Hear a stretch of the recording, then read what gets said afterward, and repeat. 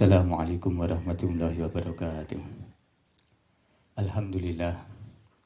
Alhamdulillah hamdas syakirin. Wassalatu wassalamu ala sayyidina Muhammadin al-mab'usi rahmatan lil alamin wa ala alihi wa ashabihi wa man ihtada wa bihadihi wa amala bisunatihi ila yaumiddin. Amma ba'du. Melanjutkan belajar kita kitab Arba'in Nawawi. Namun sebelumnya marilah kita hadiah Fatihah kepada musannif al-kitab. Ila hadrati Nabil Mustafa Muhammadin sallallahu alaihi wasallam wa ila jami'i wa minal anbiya wal mursalin wa la ulama wa sudi wa sallam wa sahabati wa tabi'in wal ulama al-amilin wa musannifin al-mukhlisin wa jami'il malaikatil muqarrabin wa la jami'i masyayikhina wa ustadina wa masyayikhina wa ustadina wa ila musannif hadzal kitab. Al-Fatihah.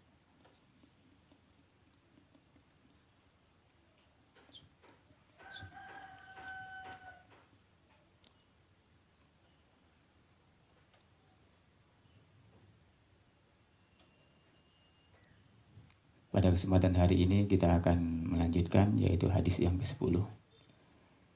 Qala musannifu rahimahumullah wa nafa'ana bihi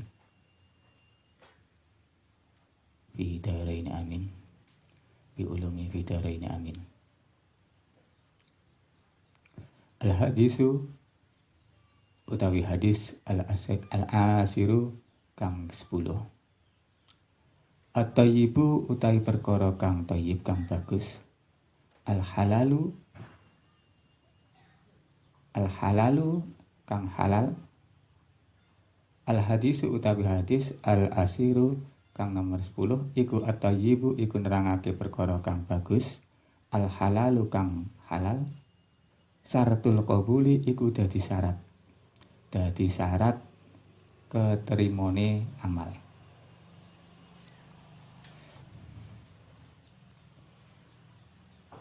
Hadis yang ke-10 ini akan menerangkan perkara yang baik dan halal itu menjadi syarat diterimanya amal.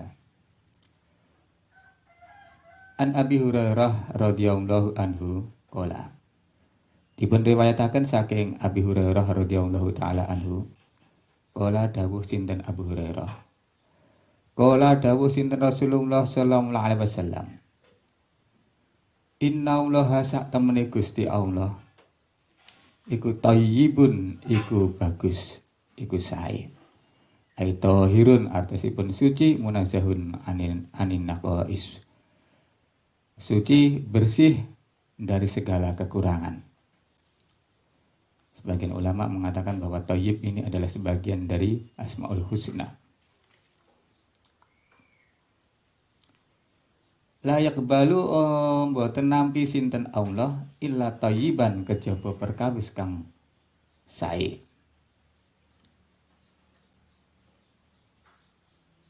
Sesungguhnya Allah itu adalah baik dan tidak menerima kecuali amal yang baik.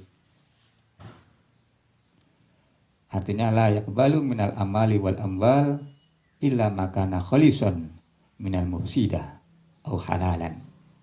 Artinya Allah tidak menerima amal ataupun harta kecuali amal atau harta tersebut kholison itu murni bersih dari perkara-perkara yang merusak ataupun halal.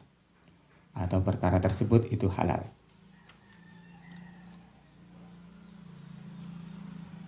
Wa inna allaha lan sak temene Gusti Allah iku amaro iku perintah sinten Gusti Allah al mukminina ing pira-pira wong kang mukmin bima kelawan perkara amaro kang perintah bi kelawan ma amaro kang perintah sinten Allah bi kelawan ma al mursalina ing pira-pira utusan.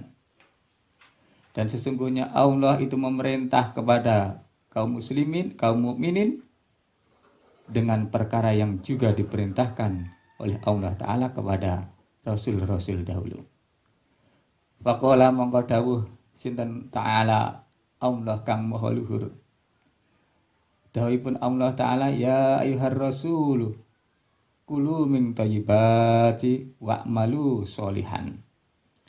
Ya ayyuhar rasul he eling-eling pira-pira rasul. Kulu dahara sira kabeh. Minat thayyibati saking pira-pira perkara kang sae. Wa'malu lan ngamala sapa sira kabeh sholihan kelawan amal kang sholih. Surat Al-Mu'minun ayat 51. Wa qala lan dawuh sinten ta'ala sinten Allah kang maha luhur. Ya ayyuhalladzina amanu kulu minat thayyibati ma razaqnakum. Ya ayyuhalladzina eling-eling wong akeh amanu kang iman sapa alladzina. Kulu dahara sira kabeh sapa dahara sira kabeh. Minat thayyibati saking pira-pira perkara kang bagus marupane perkara razaqna kang paring rizki sapa ingsun ing sira kabeh. Ing ma. Surat Al-Baqarah ayat 170 kali. Sumadakar nuli nutur sinten Kanjeng Nabi ar-rajula ing wong lanang. Yutilu kang ndawakake sapa rajul. As-safara ing lelungan. As-asa kang daul-daul rambute. Akbara kang kena bleduk kebledukan yamudu kang ndawakake sapa rajul yadaihi ing asta kalihipun rajul ila samai marang langit. Ya Rabbu duh pangeran, ya Rabbu duh pangeran. Wa mat'umuhu hale utawi daharani rajul iku haramun iku perkara kang haram.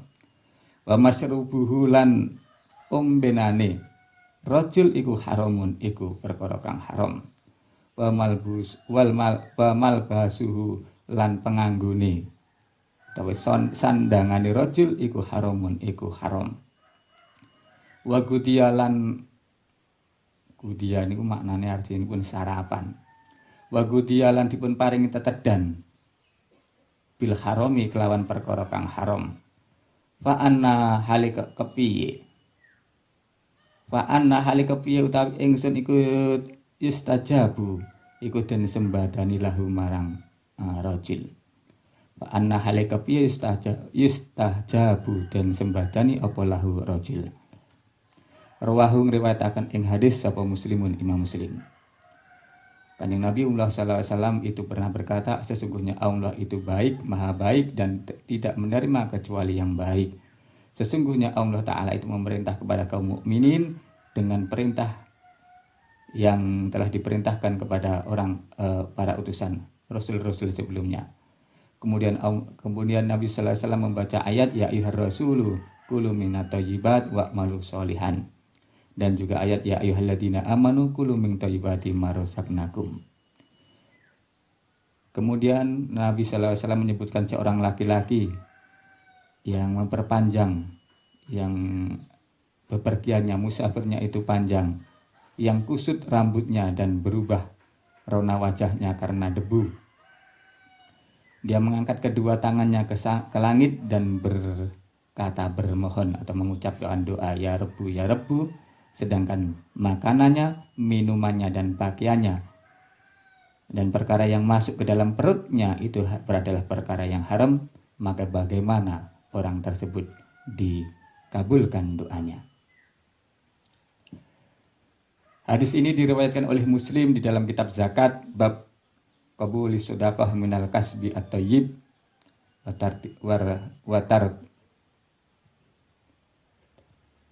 wa tarbiyatiha. Hadis ke-1015 dan juga diriwayatkan Imam Tirmidzi di dalam kitab tafsir bab min suratil Baqarah hadis ke-2992.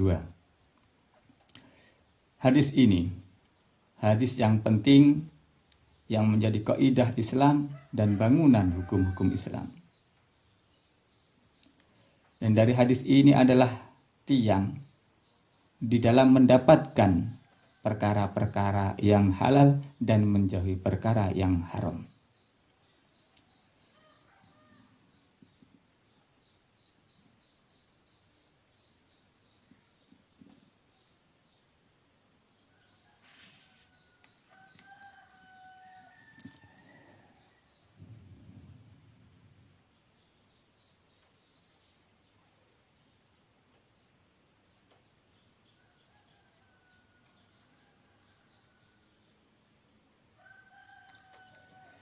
Jadi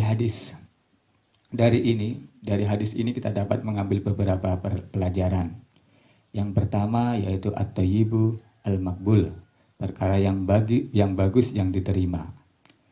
Inna qaula Nabi sallallahu alaihi wasallam innallaha ta'ala thayyibun la yaqbalu illa thayyib. Ini mengandung sabdanya Nabiullah sallallahu alaihi wasallam yang berupa innallaha ta'ala thayyibun la yaqbalu illa thayyiban. Ini mengandung beberapa amal, harta, ucapan, dan i'tiqad.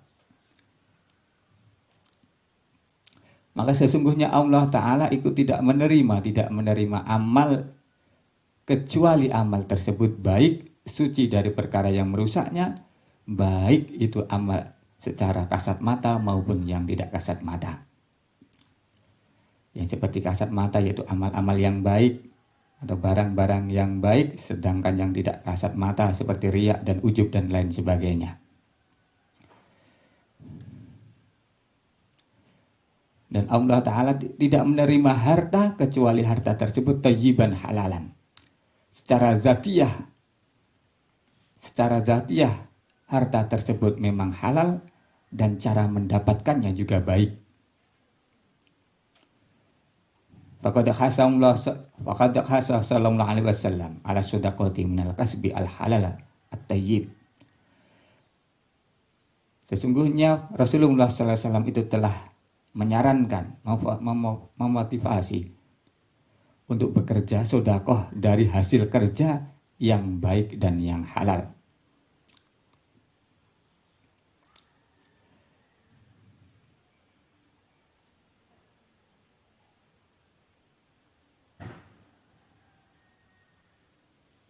Dan Allah Ta'ala memberi gambaran di dalam surat Ibrahim ayat 24, alam taro kaifa darabahullahu masalan kalimatan thayyibatan kasajaratin thayyibah. Apakah engkau tidak melihat bagaimana Allah Ta'ala membuat perumpamaan kalimat yang bagus itu seperti hanya pohon yang bagus. Dan di dalam surat Ibrahim ayat 26, wa mislu kalimatin khobisatin kasajaratin khobisatin. Dan perumpamaan kalimat yang buruk itu seperti hanya pohon yang buruk.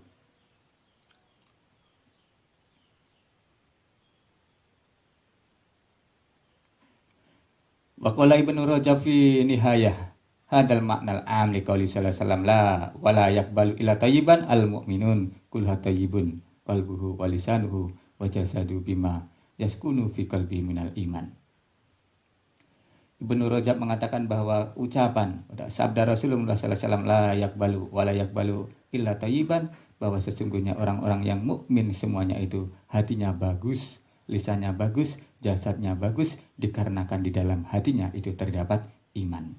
Wa dhuhara ala lisanihi minaz zikri, dan nampak dari ucapannya yang keluar itu berupa zikir. Wa ala jawarihi minal a'mali sholihah, dan di dalam anggota tubuhnya, nampak di anggota tubuhnya amal-amal yang baik, yang mana ini merupakan buah dari iman.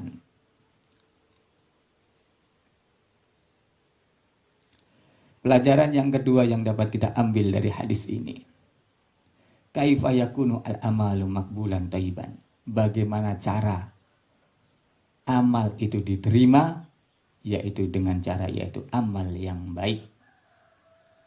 Amal yang baik.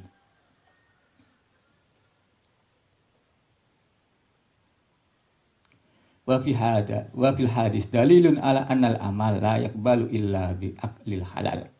Hadis ini menunjukkan bahwa amal yang diterima itu adalah bila aklil halal, yaitu dengan jalan, yaitu makanannya halal, wa anal haram, dan sesungguhnya haram itu merusak terhadap amal dan mencegah terhadap diterimanya amal tersebut.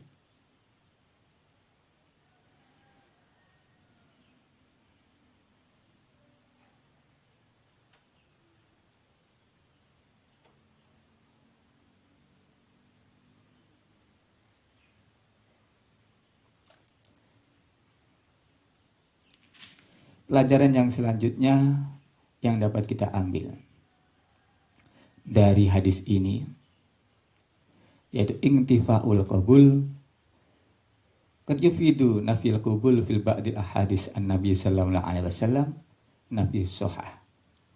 Terkadang hadisnya Nabi sallallahu alaihi wasallam di dalam menyebutkan tidak diterimanya amal itu artinya tidak sah. Contohnya layak balu lahu solata ahadikum ida ahdasa hatta yatawaddoa. Seperti hadis tidak diterima sholatnya salah satu di antara kalian ketika dia sholat dalam keadaan berhadas hingga dia wudhu. Artinya sholatnya itu tidak sah. Sholatnya itu tidak sah, dan apabila tidak sah akhirnya itu adalah tidak diterima. Pelajaran yang keempat yang dapat kita ambil dari hadis ini yaitu bagaimana cara kita seorang muslim untuk keluar dari perkara yang haram.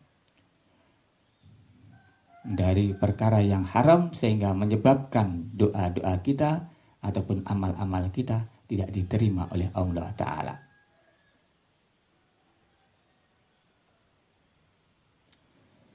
Ya ta'ala su'al muslimu minal mali al-haram ba'dal ajzi an ma'rifati sahibihi wal ausari alaihi bisudaqah bih. Ketika seorang yang muslim yang mempunyai harta yang haram, memiliki harta yang haram, dan cara melepaskan dari harta yang haram tersebut setelah tidak mengetahui pemiliknya, yaitu dengan sedekah. Dengan sedekah. Caranya ketika kita mendapatkan harta yang mana harta tersebut sudah menjadi hak milik kita tapi dengan cara yang kurang bagus. Mungkin ini yang dimaksud. Kita mendapatkan harta yang kurang bagus walaupun ini sudah berdosa dan terlanjur kita mau bertobat kepada Allah Ta'ala, caranya yaitu bersedekah, dan sedekah ini pahalanya diberikan kepada orang-orang yang telah didolimi di saat mendapatkan harta tersebut. Ini cara yang mungkin menjadi jalan keluar, tetapi hanya saja kita harus menghindari sekuat tenaga mendapatkan harta dengan cara-cara yang kurang baik. Pelajaran yang selanjutnya, pelajaran yang kelima yang dapat kita ambil dari hadis ini yaitu sebab-sebab doa itu diijabah oleh Allah Ta'ala. Seperti yang disebutkan di dalam hadis tadi. Yang pertama adalah itolatus safar, memperpanjang bepergian di dalam artian menjadi musafir. Mujaradnya safar, dengan melakukan perjalanan ini yaktadi qada'ul hajat. Ini sudah menjadi ketentuan atau menjadi jalan diijabahnya suatu doa. Waqad ruwiya Abu Dawud telah meriwayatkan sebuah hadis dan Ibnu Majah dan Tirmidzi di dalam hadis Abi Hurairah radhiyallahu taala, salah satu dakwatin mustajabatun la sakka fihin, dakwatul matlum, dakwatul musafir, wa dakwatul walidi li walidihi. Ada 3 doa yang doanya itu mustajabah, yang tidak dimamangkan keraguannya, yang tidak diragukan lagi, yaitu dakwahnya atau doanya orang-orang yang teraniaya, doanya orang musafir, dan doanya orang tua kepada anaknya. Dan ketika semakin panjang, semakin lama bepergiannya, maka semakin dekat doanya itu diijabah. Dikarenakan karena semakin panjang bepergiannya, semakin panjang musafirnya, maka itu adalah akan menyebabkan dia masyaqqah dan menjadi hatinya itu menjadi sedih. Hati yang sedih terpecah ini adalah menjadi sebab ijabahnya doa. Pelajaran yang kedua yang dapat kita ambil dari hadis ini yaitu usul tabaduli fil libas wal hay'ah, yaitu the DP di dalam pakaian dan tingkah laku, atau bahasa Indonesianya apa, DP. Tabadul, merendahkan diri di dalam pakaian dan gerakan. Seperti tadi disebutkan dalam hadis, yaitu asa, pakaiannya, rambutnya kusut, berubah warnanya disebabkan karena bepergian jauh. Sebab yang lain yang menjadi sebab doa itu diijabah yaitu mengangkat kedua tangan ke langit. Dan ini termasuk tata krama di dalam berdoa. Di dalam sebuah hadis dikatakan innallaha ta'ala hayyun karimun yastahyi idza rafa'a ar-rajulu ilaihi yadayhi ayaruddahuma safran khaibatain. Sesungguhnya Allah Ta'ala itu maha malu dan maha mulia, dan Allah itu akan merasa malu apabila ada seorang laki-laki yang mengangkat kedua tangannya kepadanya untuk mengembalikannya secara kosong tanpa mendapatkan balasan. Dan riwayat yang lain bahwasanya Rasulullah SAW itu mengangkat kedua tangannya waktu sholat istisqa, minta hujan, hingga terlihat putihnya ketiak beliau. Dan Rasulullah SAW mengangkat kedua tangannya ketika perang Badar, hingga jatuhlah selindang beliau.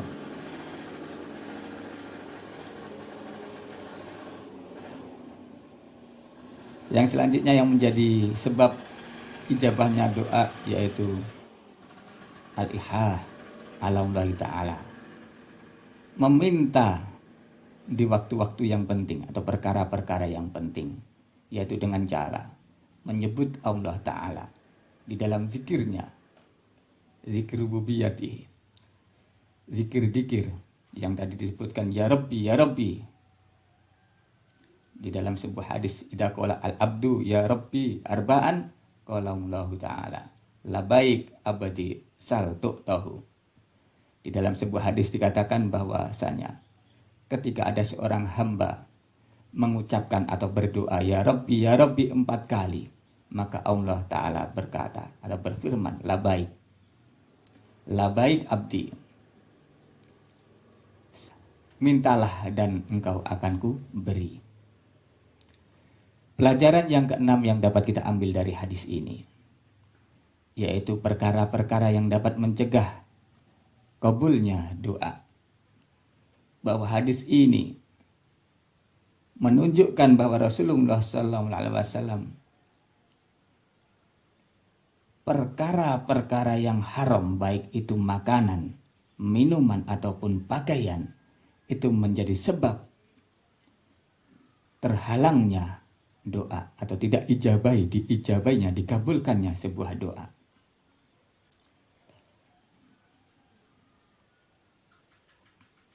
Pelajaran yang ketujuh yang dapat kita ambil, makanya kalau kita sebelum ketujuh, makanya kalau kita berdoa kok belum diijabah. Kita setiap hari berdoa, tetapi doa kita tidak dikabulkan oleh Allah Ta'ala. Jangan berburuk sangka kepada Allah Ta'ala, tetapilah introspeksilah diri kita. Apakah makanan yang kita makan itu halal minuman yang kita makan itu halal, pakaian yang kita kenakan itu halal. Kita harus introspeksi dulu. Yang ketujuh, pelajaran yang dapat kita ambil dari hadis ini yaitu doa merupakan inti dari ibadah. Ad-doa'u mulkhul ibadah. Doa itu adalah inti dari ibadah. Ad-doa'u mulkhul ibadah. Dikarenakan doa seorang yang berdoa, dia berdoa kepada Allah Ta'ala sesudah intiqatu amalihi mimma siwa. Seorang yang berdoa itu adalah putus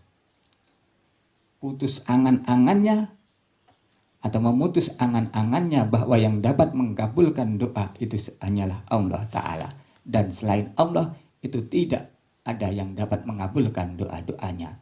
Tidak dapat mengabulkan usaha-usahanya kecuali Allah Ta'ala.